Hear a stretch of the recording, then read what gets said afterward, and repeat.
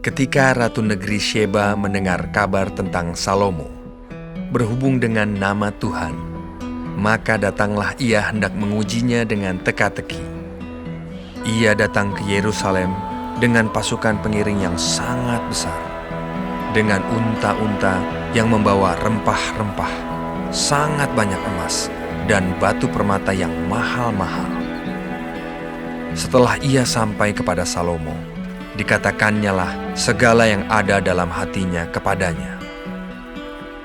Dan Salomo menjawab segala pertanyaan ratu itu. Bagi raja, tidak ada yang tersembunyi yang tidak dapat dijawabnya untuk ratu itu. Ketika Ratu Negeri Sheba melihat segala hikmat Salomo dan rumah yang telah didirikannya, makanan di mejanya, cara duduk pegawai-pegawainya, cara pelayan-pelayannya melayani dan berpakaian, minumannya dan korban bakaran yang biasa dipersembahkannya di rumah Tuhan, maka tercenganglah ratu itu, dan ia berkata kepada raja, "Benar juga kabar yang kudengar di negeriku tentang engkau dan tentang hikmatmu. Tetapi aku tidak percaya perkataan-perkataan itu sampai aku datang dan melihatnya dengan mataku sendiri. Sungguh, setengahnya pun belum diberitahukan kepadaku. Dalam hal hikmat dan kemakmuran, engkau melebihi kabar yang kudengar. Berbahagialah para istrimu, berbahagialah para pegawaimu ini yang selalu melayani engkau dan menyaksikan hikmatmu. Terpujilah Tuhan Allahmu yang telah berkenan kepadamu sedemikian, hingga ia mendudukan engkau di atas tahta kerajaan Israel. Karena Tuhan mengasihi orang Israel untuk selama-lamanya, maka ia telah mengangkat engkau menjadi raja untuk melakukan keadilan dan kebenaran." Lalu diberikannya lah kepada raja 120 talenta emas dan sangat banyak rempah-rempah dan batu permata yang mahal-mahal. Tidak pernah datang lagi begitu banyak rempah-rempah seperti yang diberikan Ratu Negeri Sheba kepada Raja Salomo itu. Lagi pula kapal-kapal Hiram yang mengangkut emas dari Ofir, membawa dari Ofir sangat banyak kayu cendana dan batu permata yang mahal-mahal. Raja mengerjakan kayu cendana itu menjadi langkan untuk rumah Tuhan dan untuk istana raja, dan juga menjadi kecapi dan gambus untuk para penyanyi. Kayu cendana seperti itu tidak datang dan tidak kelihatan lagi sampai hari ini. Raja Salomo memberikan kepada Ratu Negeri Sheba segala yang dikehendakinya dan yang dimintanya, selain apa yang telah diberikannya kepadanya, sebagaimana layak bagi Raja Salomo. Lalu ratu itu berangkat pulang ke negerinya bersama-sama dengan pegawai-pegawainya. Adapun emas yang dibawa kepada Salomo dalam 1 tahun ialah seberat 666 talenta.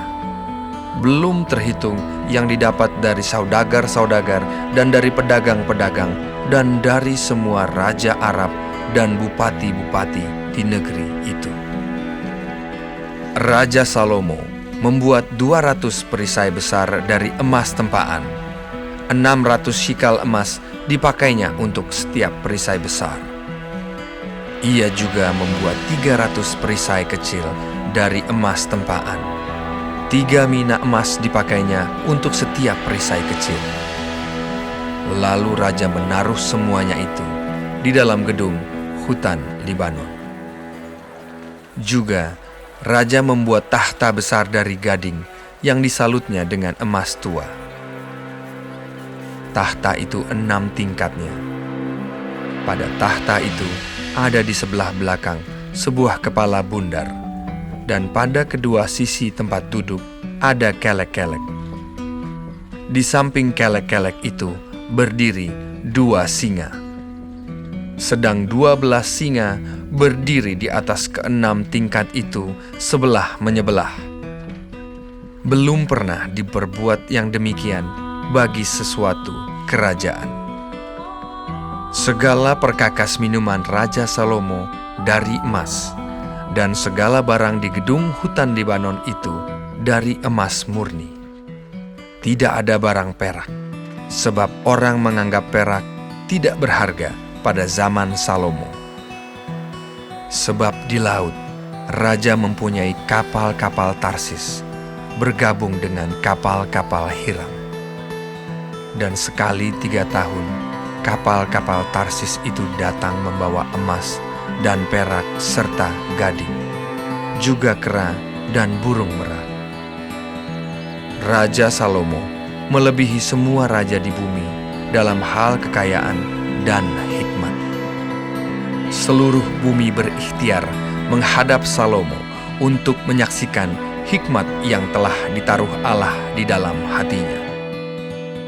Mereka datang masing-masing membawa persembahannya, yakni barang-barang perak dan barang-barang emas, pakaian, senjata, rempah-rempah, kuda dan bagal, dan begitulah tahun demi tahun.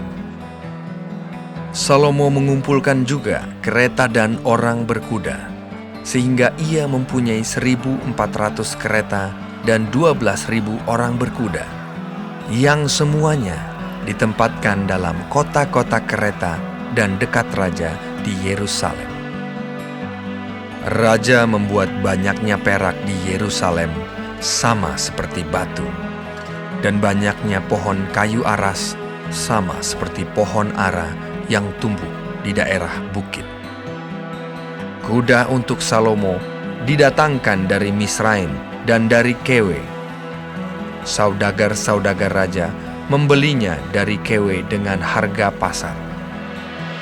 Sebuah kereta yang didatangkan dari Misraim berharga sampai 600 shikal perak, dan seekor kuda sampai 150 shikal.